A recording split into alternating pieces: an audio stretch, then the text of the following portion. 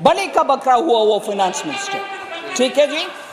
और उस ये चरित्र हम मन में रखना चाहिए, ये चरित्र कांग्रेस पार्टी का हम मन में। और इस वक्त की बड़ी खबर आपको बता दें, चौधरी चरण सिंह को भारत रत्न देने का ऐलान कर दिया गया है। ये बड़ी खबर आपको बता रहे हैं, प्रधानमंत्री नरेंद्र मोदी ने चौधरी चरण सिंह को भारत रत्न देने का ऐलान किया है। बाकायदा उन्होंने सोशल मीडिया प्लेटफॉर्म एक्स पर ये पोस्ट करके बताया है कि उन्हें ये कहते हुए, ये बताते हुए देश को बड़ी खुशी हो रही है कि चौधरी चरण सिंह को भारत रत्न से नवाजा जा रहा है। तो इस वक्त की बड़ी खबर आपको बता रहे हैं, चौधरी चरण सिंह को भारत रत्न देने का ऐलान सरकार की तरफ से किया गया है और इसकी जानकारी खुद प्रधानमंत्री नरेंद्र मोदी ने सोशल मीडिया प्लेटफॉर्म एक्स पर पोस्ट के जरिए दी है। प्रधानमंत्री ने लिखा है, हमारी सरकार का ये सौभाग्य है कि देश के पूर्व प्रधानमंत्री चौधरी चरण सिंह जी को भारत रत्न से सम्मानित किया जा रहा है।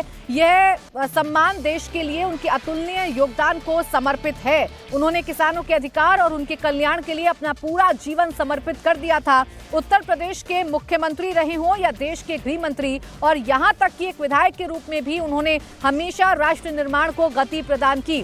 वो आपातकाल के विरोध में भी डटकर खड़े रहे। हमारे किसान भाई बहनों के लिए उनका समर्पण भाव और इमरजेंसी के दौरान लोकतंत्र के लिए उनकी प्रतिबद्धता पूरे देश को प्रेरित करने वाली है। तो बड़ी खबर इस वक्त ये है और चौधरी चरण सिंह को भारत रत्न देने का ऐलान किया गया है। इसके साथ ही साथ पीवी नरसिम्हा राव को भी भारत रत्न देने का ऐलान सरकार की तरफ से किया गया है। इसका भी ऐलान प्रधानमंत्री नरेंद्र मोदी ने ही किया है। तो बड़ी खबर आपको बता रहे हैं, चौधरी चरण सिंह को भारत रत्न देने का ऐलान किया गया है। इसके साथ ही साथ पीवी नरसिम्हा राव को भी भारत रत्न देने का ऐलान किया गया है। देवेंद्र पाराशर मेरे सहयोगी जुड़ गए हैं ज्यादा जानकारी के साथ।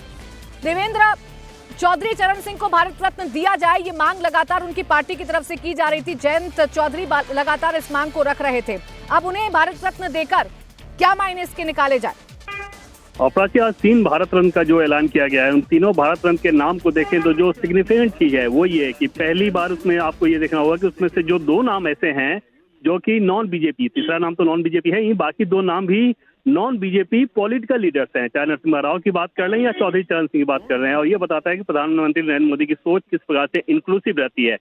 दूसरी चीज आप देखें कि इन 3 नाम में से 2 नाम ऐसे रहे जो कि किसानों के लिए हमेशा काम करते रहे, चाहे चौधरी चरण सिंह की बात कर लें लीडर के तौर पे या स्वामीनाथन की बात कर लें कृषि वैज्ञानिक के तौर पे, कृषि एक्सपर्ट के तौर पे। और उन्होंने जिस प्रकार से हरित क्रांति को लेकर जो योगदान दिया था, तो उसको एक तरह से थैंक्स नोट दिया जा रहा है कि भारत रत्न की उपाधि देकर। तो 3 में से 2 ऐसे जो कि किसानों के मसले से संबंधित हैं। और तीसरी चीज इस पे जो ध्यान देने वाली बात है कि इन 3 नाम में 2 नाम ऐसे हैं जो कि साउथ इंडिया से हैं, यानी कि पीवी नरसिम्हा राव और स्वामीनाथन।